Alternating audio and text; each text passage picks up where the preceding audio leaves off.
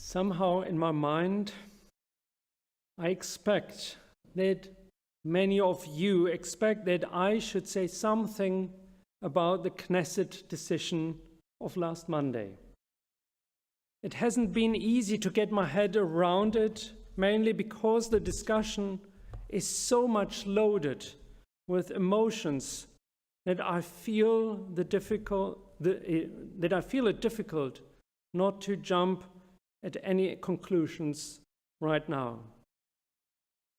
Let me start by saying that I don't support what many of my fellow colleagues and friends have stated in the past days, comparing the Knesset vote with the events of Tisha B'Av. Over a century, our movement has struggled to find meaning in Tisha B'Av. For many decades, we have reduced it to the destruction of the temples in Jerusalem and to the traditional understanding of that day, lamenting the dispersion of the Jewish people to all corners of the world.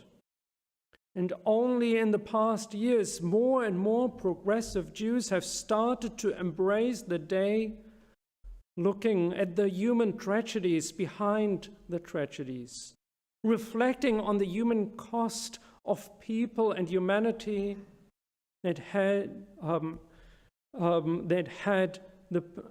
we had to pay in the past 3 millennia and beyond. So while I'm indeed frustrated and profoundly upset about this new law, how it was implemented, and deeply concerned about the subsequent legislation that will follow, it does not compare with what we are bewailing on Tisha B'Av. The state of Israel is still our Jewish homeland. Israel's democracy is endangered, but it is not dead. And thankfully, no one human life has been lost because of it. And no, I'm not saying calm down, as so many of the supporters of the new law are now telling the other side. It is, for me, indeed 12:05. The foundation of Israel's democracy has some serious cracks, but they are not beyond repair. Now, more than ever before, it is time to get up and get angry. Now is the time to shield it from further harm. German post-war saying says, "Wehret den Anfängen, bedenkt das Ende." Resist the beginnings and consider the end. Or a more idiomatic translation, which I found on Google, says, "Nip it in the bud."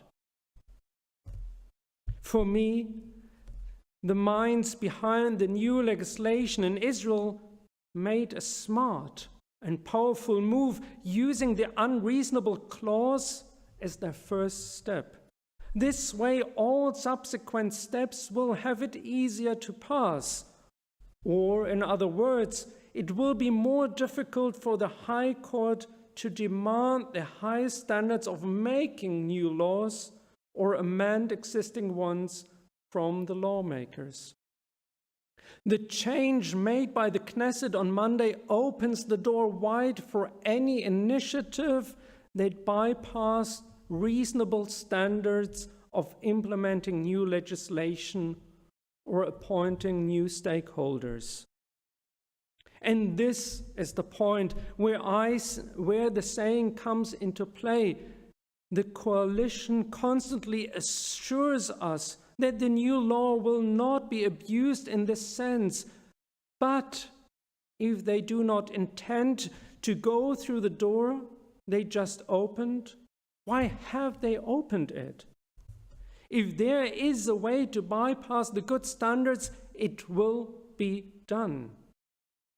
Nip it in the bud. Resist the beginnings. Don't take away the one stone that holds all the other stones in place. In this week's Torah portion and in general, the teaching and instruction of the Torah reminds us over and over again to be careful and just in not only establishing society, but also to govern it in the light of the highest moral and ethical principles. Any democracy is built on the ideals that representatives of the people govern to the benefit of all who live in that society. Democracy is not a power grab tool for some. So I fear that this week's decision and how it was forced through the parliament in Israel, ignoring the majority of Israeli citizens and Jews worldwide, is nothing more as the first step in this power grab. And that we will see more and more steps changing Israel's nature in ways we cannot even imagine. This week, an Israeli court decision stopped the inhumane surge of women presumably smuggling in Torah scrolls to read from them as men are allowed to do at the entrance of the kotel. So the Israeli court stopped it. But who will stop the government of ultra-religious zealots to implement new laws, banning women completely from entering the site in future?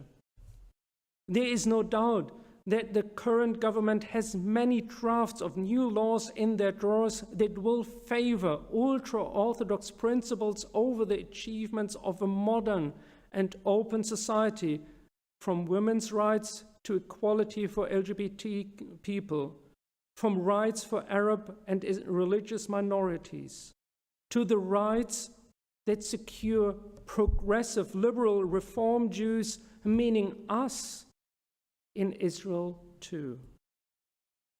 I don't believe that all the trouble this government went through is only to rebalance the division of power in Israel.